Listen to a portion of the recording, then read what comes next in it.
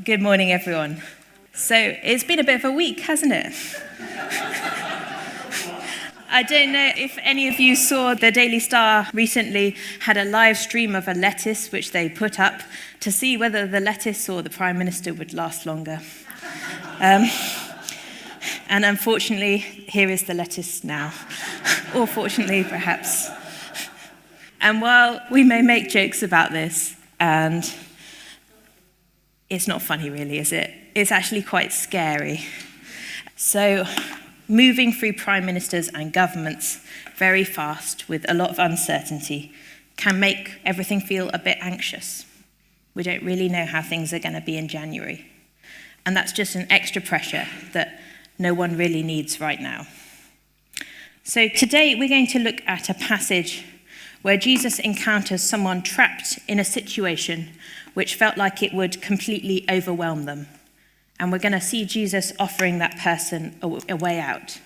So the story we're going to look at today in Mark's Gospel appears just after the story where Jesus calms the storm, so the one where he's asleep in the boat, and just before the one where Jesus heals the bleeding woman. So I don't know if you remember, the one where Jesus calms the storm is one where Jesus is having a nap in a boat and this massive storm erupts. And it actually scares the disciples who are all fishermen. So it must have been a truly terrifying storm, the kind that probably would kill you. And Jesus wakes up and calms it. And then he says, "Why were you afraid?" Which I always find slightly irritating on their behalf. But I think probably faith is complicated, especially in difficult situations. And the bleeding woman story, you might remember, is a lady who had been bleeding for many years. So she'd been ritually unclean, unable to take part in worship, unable to integrate fully into society. And she comes up to Jesus in the crowd and just touches his tunic. And that's enough faith for her to be healed. So if you think about the Gospels, they don't actually happen in the order of events that it happened. So they're often constructed to tell a story, a more sophisticated or complicated story than a beginning, a middle, and end story, because we're trying to explain why we think this man is God, which is such a huge, complicated thing that sometimes you have to put things next to each other so they make each other clear. So Mark's Gospel is interestingly structured. It's structured like a sandwich. So throughout the Gospel, you have 2 pieces of bread and a little bit of filling in the middle. Now, the bit of bread is often a story, and in the middle, there's often a saying, and the saying makes the stories clearer. So when you're looking at any stories or any passages in Mark's Gospel, it's really important to look at what happens before and what happens after, because they all kind of reflect into each other and help tell a more amazing story. So yeah, that's as much biblical criticism as we're going to be doing today, don't worry. But in this sequence, we can see that there's a focus on overwhelming events, impossible situations, and Christ coming into those situations where someone might think there is no solution. We see different levels of faith. The disciples sure that they're going to die, even though they're on the boat with Jesus. The woman certain that she will be healed just by touching his cloak. And this one sort of falls somewhere in the middle. The theme is healing, calming, releasing. A reminder that God is making things new, building a world where there will be no more pain, no more mourning, a better world. So today we're going to look at the story of Jesus and the man from Gerasene, the one with the demons that are called legions. And you probably know it. It's the one with the pigs. Now, disappointingly, and as I'm going to go into later, I'm not going to talk about the pigs. I know that that will make you very sad, but I'm sure the pigs have been covered on many other occasions. So let's watch the video now.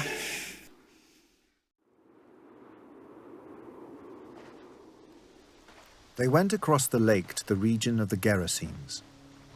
When Jesus got out of the boat, a man with an impure spirit came from the tombs to meet him. This man lived in the tombs, and no one could bind him anymore, not even with a chain. For he had often been chained hand and foot, but he tore the chains apart and broke the irons on his feet. No one was strong enough to subdue him. Night and day among the tombs and in the hills, he would cry out and cut himself with stones. When he saw Jesus from a distance, he ran and fell on his knees in front of him. He shouted at the top of his voice, "What do you want with me, Jesus, Son of the Most High God? In God's name, don't torture me!" But Jesus had said to him, "Come out of this man, you impure spirit." Then Jesus asked him, "What is your name?" "My name is Legion," he replied, "for we are many." And he begged Jesus again and again not to send them out of the area.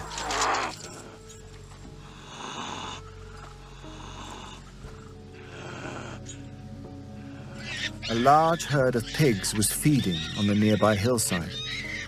The demons begged Jesus, "Send us among the pigs, allow us to go into them." He gave them permission, and the impure spirits came out and went into the pigs. The herd, about 2,000 in number, rushed down the steep bank into the lake and were drowned. Those tending the pigs ran off and reported this in the town and countryside. And the people went out to see what had happened.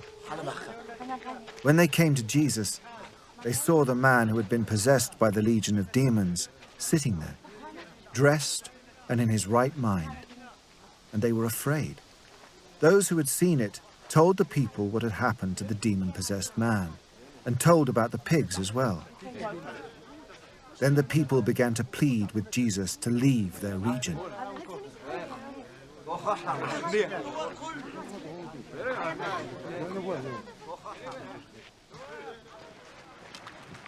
As Jesus was getting into the boat, the man who had been demon-possessed begged to go with him. Jesus did not let him, but said, "Go home to your own people and tell them how much the Lord has done for you and how he has had mercy on you." So the man went away and began to tell in the Decapolis how much Jesus had done for him, and all the people were amazed.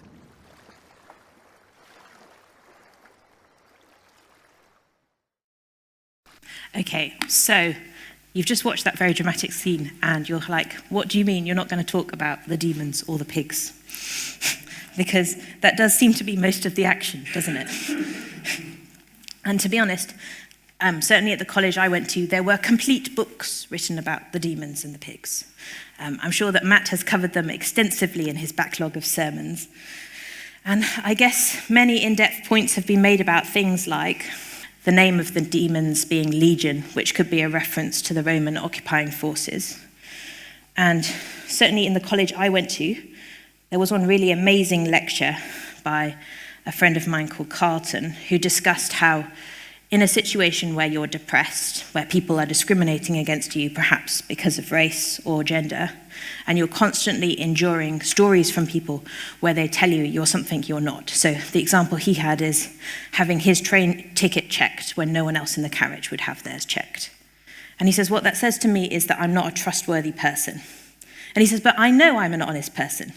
So when I have to hold these two realities in my head, you're not trustworthy and you are trustworthy, for too long, then that can create mental imbalance in some people because you're trying to hold two different worlds together and it's not possible to do that ultimately.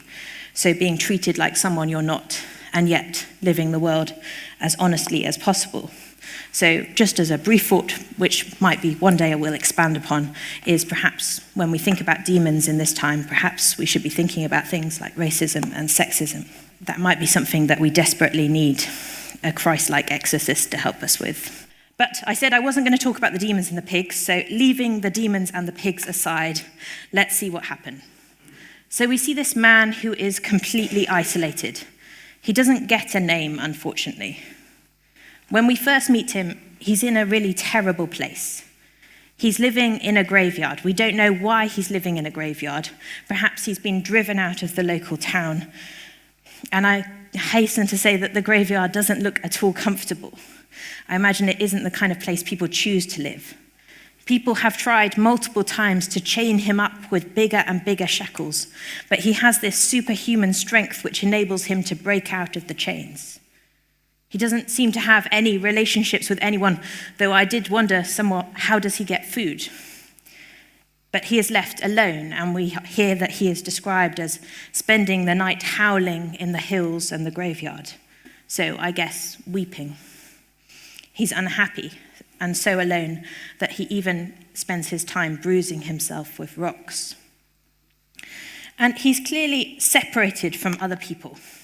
He's kept in this graveyard. In some of the other Gospels, there are 2 people, but in this one, there's only 1. I don't know whether people would physically prevent him from getting into the town, if he would be pushed out physically and beaten up if he tried to go near other people, or if they've just made it so clear that he's not welcome that he's moved himself to the graveyard. So, unlike quite a lot of the people that Jesus healed, this is a man who didn't have the option of coming to find Jesus. He couldn't go into the town and ask to be healed because he was basically forced into an area where people wouldn't come. I expect he never thought that someone like Jesus would come to him. How could they? Why would they come to this remote graveyard? You know, if he wants to preach to people, surely he'd go into the towns and focus on the people who can be preached to. So this is a man who must have felt that there was no way out, no way of encountering God, no way of being healed, no way of experiencing love again. And I don't know if you've ever felt a bit like the man in the story, afraid of being around other people, or just alone, only able to cry about your fears at night alone, felt so far away from God that you can't imagine being healed, can't imagine being loved. Well, in this story, I think we see something amazing about God, which is however alone you might feel, however trapped, however isolated, however shackled, God comes. God comes to this remote graveyard against all of the odds. God always comes to the most distant and impossible places and seeks out each person who feels too cornered to find God themselves. This is a truth we see repeated throughout Jesus' ministry. Throughout the stories he tells when he's trying to explain who God is, whether God is depicted as the woman searching for the missing coin or for the lost sheep. God has loved you before you were made, before your existence was even a possibility, and will never desert you. So whatever this man may have felt in the graveyard, however far away from everything he was, God was still there. So when you feel trapped or cornered, know that God is there, even if things seem so overwhelming you can't sense God and you feel completely alone. Know deeply that God will come hunting for you in this life, in any life that you might leave, and ultimately bring you home. And so when Jesus meets this man in the graveyard, the man starts by shouting quite aggressively at Jesus, "What do you have to do with me, Jesus of Nazareth? I beg you, don't torture me." Now, we understand that this is the demon talking, but I guess part of the demon's influence over the man is to convince the man that God would not want anything to do with him. You're not the kind of person that God would associate with. Perhaps like the local people, the man had become accustomed to people only interacting with him to torment him. Perhaps he'd fallen prey to believing the small voices that many of us have in our heads, that we are not worthy of love, that we do not deserve to be healed. But in this passage, we see that Jesus sees past this angry voice and talks through the voices that keep the man from recognizing that God loves him. He doesn't reason with him. He just says, "This isn't you. You deeply know that you are loved. These voices are getting in the way." And he sends the demons out. Jesus sees the man exactly as he was created to be. How the man was made by God before he was hurt by isolation, before he was possessed by demons, before he was overcome by pain. Jesus sees which part is the man as they were made by God and offers him a way back into being the man God made him into. A stronger, more knowing version of himself. We never regain that innocence perfectly, do we? But definitely himself. And I really do believe that that's a healing that God offers us today. Someone once told me that friendship is when someone sings the song that you sing back to you when you feel like you've forgotten it, when you can't remember who you are. Your friend will remind you. And I think that's exactly who Jesus is. Jesus is the deep friend who sings back our song to us to remind us who we really are when we've forgotten. In prayer, in dark moments, in impossible situations, God offers us a way back to our truest selves. And I guess this is a story that is partly my story. So when I was in my final year at university, something happened to me which I'm not going to tell because it's not just my story, but it made me kind of panic. I spent a lot of time locked in my room with my head racing round the event that had happened to me. It got to the stage where I struggled to think of anything else. I couldn't pick up my books. I couldn't speak to my friends. And I sort of faded away from being myself, and instead I became this afraid, caged animal, obsessed with one instant, obsessed with hating the person who hurt me, afraid of it happening again. And obviously, mental health is a journey which, any medical help and counseling you can get is really important. And this is not saying, seek spiritual healing and ignore all of the really good medical stuff out there. But the thing that really helped me get out of that difficult place was that a group of Christian students I was involved with went on pilgrimage to Westminster Abbey. I remember going into Westminster Abbey and just crawling into, I don't know if you can see those little tunnels at the bottom. Those are the pilgrim kneelers. So throughout history, for at least 1,000 years, people have knelt there to pray to God for impossible things. And I knelt there in the darkness, and I just gave it all up. I felt God's peace wash through me, and I was able to put down my anger, my hate, and my fear. And I felt the vast expanse of God and God's love around me. And I knew deeply in that moment that nothing could ever separate me from that love. In many ways, it felt like, when you have a perfectly clear night and you just pull back the curtains and you look at the stars and you can just see this astonishingly velvet dark sky filled with dazzling stars. And I think this is a healing that's available to anyone. No matter what happens, no matter how far away you are from being yourself or being the person you feel you should be, you can always turn back to God in prayer. And God will sing your song back to you and remind you of who you are in your most deep, inmost being. It doesn't always happen in an instant. Often healing is a decision you have to make every day. But through prayer, through being willing to give some of these things to God, you can always find your way back to God, to the person you were made to be, to God, the way, who's always at your feet. It's never too late. You can never have done too many bad things. You can never be too lost to come back to the person that God called you to be. But there is perhaps a little bit of a catch, which we see at the end of this story too, which is when Jesus restores the man with the demons. Let's look at what happens next. Well, he's obviously overwhelmed by the encounter. He's become himself completely. He's encountered God deeply, and he says, Jesus, please can I come and follow you for the rest of your earthly ministry? He begs to get on that boat with Jesus. And then this is, my opinion, the really hard bit of the passage. Jesus doesn't let the man come with him. He doesn't get to spend the rest of Jesus' earthly ministry sat at Jesus' feet like we see that Mary is praised for doing so, or Peter.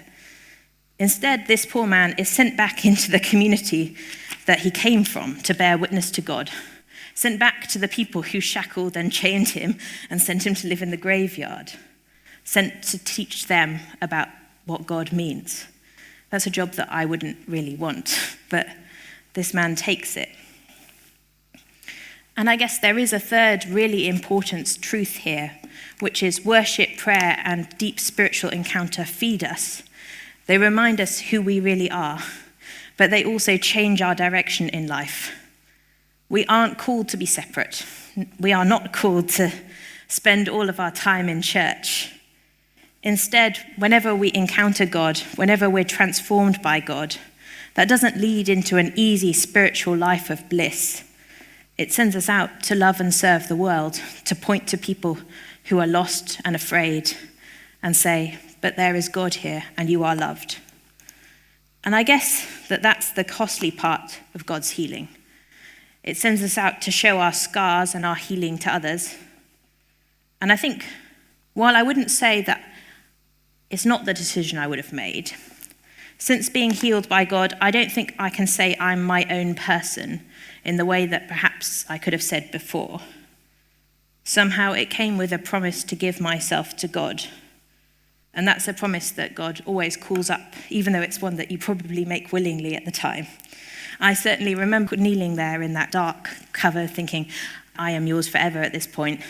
And then I thought, I'll go and do a PhD in policy studies.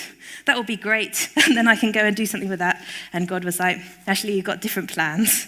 And I end up here, which is wonderful, wonderful. But perhaps not what I was planning to do. And this always reminds me a bit of that story in Les Mis. For those of you that don't know, Les Mis is a big musical story, a Christian story, really.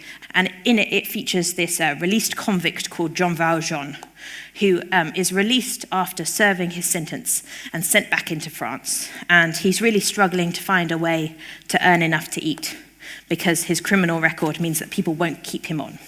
And all he did back in the day was he stole a loaf of bread for a starving nephew.